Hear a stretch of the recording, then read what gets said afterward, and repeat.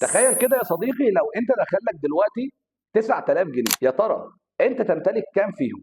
قسم الدخل بتاعي على 3 وهنجيب 3 حصالات نحط في كل واحدة فيهم الجزء الخاص بيها. أول حصالة هنكتب عليها الالتزامات الشهرية، تاني حصالة هنكتب عليها المصروفات الشخصية، وتالت حصالة هنكتب عليها الاستثمار بتاعي. هفترض معاك ان الحصالة اللي فيها 3000 جنيه الخاصة بمصروفاتك الشهرية انت صرفتها طوال الشهر، والحصالة التانية الخاصة بالتزاماتك الشهرية فضل منها 1000 جنيه. تخيل كده لو انت كل شهر دفعت التزاماتك الشهرية اللي هي 2000 جنيه وفضل عندك في الحصالة بتاعتك 1000 جنيه، على مدار شهر هيبقى عندك في الحصالة الخاصة بالالتزامات فقط 12000 جنيه. فما بالك بقى بحصالة الاستثمار اللي المفروض فيها 3000 جنيه ما قربتش عليهم وما صرفتهمش. فكده هيبقى عندك خلال أول سنة 36000 جنيه في حصالة الاستثمار و12000 جنيه في حصالة الالتزامات. لو أنت استمريت لمدة سنتين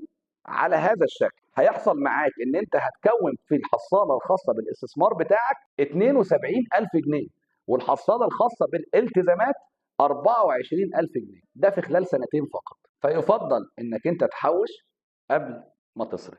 اعمل لايك واعمل فولو علشان يوصلك كل جديد.